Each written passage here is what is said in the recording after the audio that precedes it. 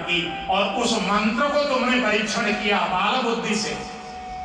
और परीक्षण के लिए जब सूर्य नारायण का आह्वान किया, सूर्य नारायण जब प्रकट हुए, सूर्य नारायण के द्वारा तुम गर्भवती हो गई। क्योंकि देवता को आह्वान करने के बाद वो निष्फल तो होता है, कोई ना कोई फल दे के जाता है।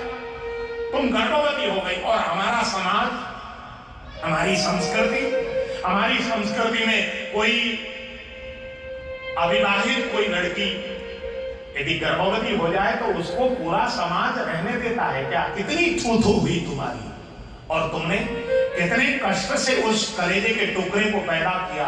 और पहले कलेजे के टुकड़े को पैदा होते ही उसको जब नदी पर बहाना पड़ा होगा, उस समय तुम्हारी क्या स्थिति रही होगी। और जब तुमको पति मिला, पांडु रोग से पीड़ित पति मिला, जिसको ये श्राप था कि पत्नी के साथ जिस दिन संयोग कर लेगा उसी दिन उसकी मौत हो जाएगी, ऐसा पति मिला। वो तो देवताओं की कृपा से तुम्हारे को पुत्र तो प्राप्त हो गए। पुत्र प्राप्त होने के बाद भी तुमको पति का वियोग हुआ। तुम्हारे पुत्रों को हस्तिनापुर में आने के बाद उनका अधिकार नहीं मिला।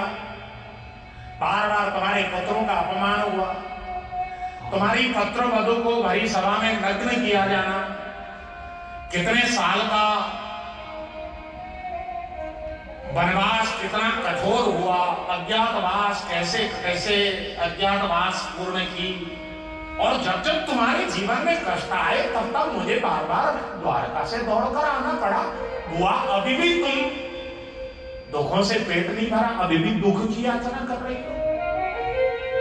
कुंती महारानी दौड़कर आगे बढ़ी, गोविंद के सामने नतमस्तक होकर बोल पड़ी, गोविंद, तुमने अभी कहा ना कि मेरे जीवन में जब जब कष्ट आए तब तब आपको द्वारका से भागकर दौड़ लगाकर के आना पड़ा मेरी सहायता करने के लिए। गोविंद, मैं जो दुख की याचना कर रही हूँ मैं तो केवल इसलिए कर रही हूँ कि मेरे जीवन में दुख आएंगे तो मेरी सहायता करने के लिए मेरा द्वारकाधीश मेरे सामने आ जाएगा।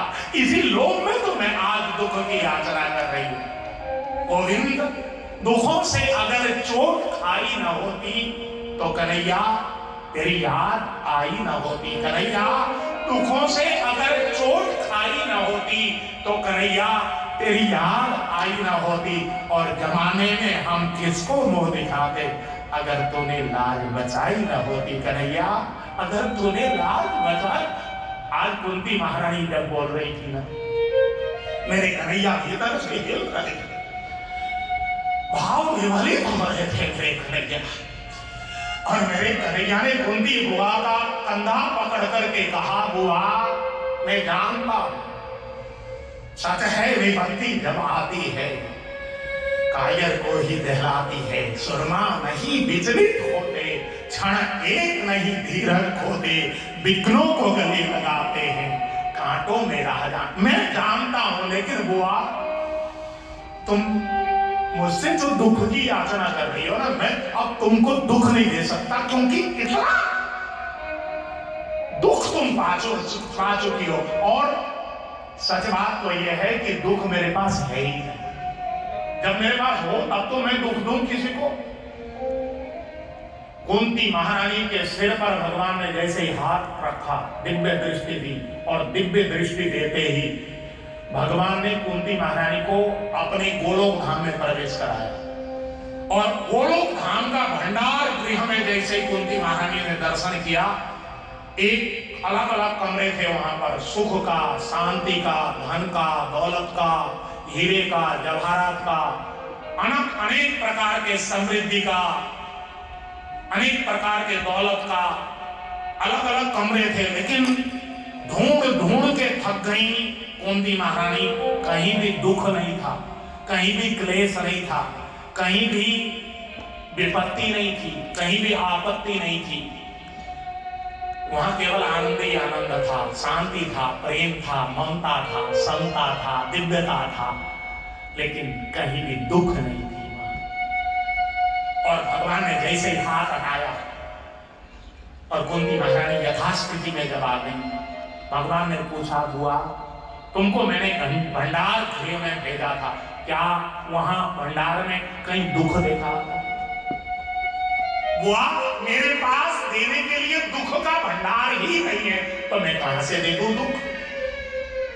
सच बात यह है बुआ कि मैं किसी को दुख नहीं देता। जो जो जो जो कहते हैं ना कि परमात्मा ने मुझे दुख दिया, भगवान ने मुझे दुख दिया, वो गलत है। मैं किसी को दुख नहीं देता। दुख मनुष्य अपने कर्मों से प्राप्त करता है। हाँ, मैं आनंद देता हूं, मैं प्रेम देता हूं, मैं समृद्धि देता हूं, मैं सुख देता हूं, मैं शांति देता हूं, ये सत्य है। लेकिन मैं किसी को चाहकर भी दुख नहीं दे सकता। दुख तो मनुष्य अपने कर्मों से प्राप्त करता है। और कुंती महारानी का कंधा पकड़कर मेरे गोविंद ने जब कहा, अब कुंती महारानी बोलने लगी, गोविंद यदि तुम दुख नहीं दे सकते, मैं तो दुख की याचना केवल इसलिए कर रही हूं कि मेरे जीवन में जब जब दुख आएंगे तुम मेरी सहायता करने के लिए आओगे, और मेरी सहायता करने आओगे तो तुम्हारी दर्शन मुझे करने का सौभाग्य प्राप्त होगा। गोविंद यदि तुम दुख नहीं दे सकते तो तुम्हारा दर्शन मैं अहर्निश पाऊं, ऐसा तो वरदान दे सकते। मेरे गोविंद ने कहा, बुआ मैं वचन देता हूं, तुमको ये आशीर्वाद देता हूं, जब भी तुम मेरा स्मरण करोगी मुझे अपने सामने पाओगी, ये मैं वचन देता हूं। जैसे ही मेरे गोविंद ने कहा, कुंती महारानी गदगद हो गई। कुंती महारानी और भगवान दोनों के दोनों छाती से लिपट कर बहुत देर तक अपनी बुआ के वात्सल्य में मेरे गोविंद सरावर हो गई। सूत जी महाराज सौनकादि 88,000 ऋषियों के समक्ष वर्णन करते हुए बोलने लगे। तब कुंती महारानी ने कहा, गोविंद अब एक बार इन पांडवों को तुम उपदेश दे। ऐसा कहकर जब कुंती महारानी ने कहा, गोविंद पांचों पांडव और द्रौपदी को बैठाते हैं और उपदेश देने के लिए जैसे ही उद्यत हुए। अब गोविंद तो उम्र में युधिष्ठिर से काफी छोटे थे, उम्र में काफी छोटे थे।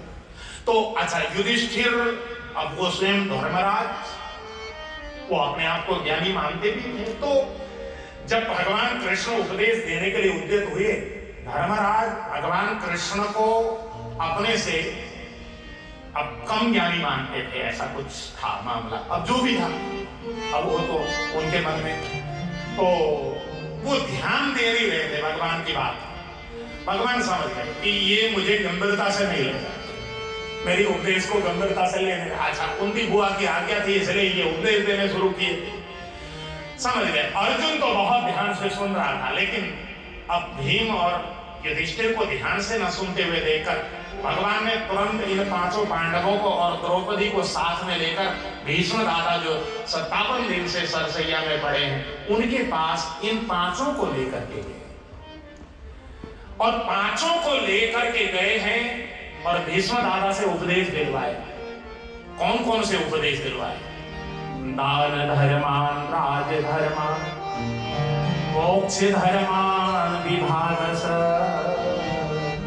स्त्री धर्मान भगवत धर्मान समासव्यास योगत। दान की क्या महिमा? देखो, कुएं का पानी यदि आप निकालते रहोगे तो कुएं का पानी गंगा की तरह निर्मल पानी बना रहता है, लेकिन कुआं का पानी यदि आपने नहीं निकाला तो कुछ ही दिन में वो कुएं में कीड़े पड़ने लग जाते हैं। हमारे चैन बिहारी कुंज में कुआं है, तो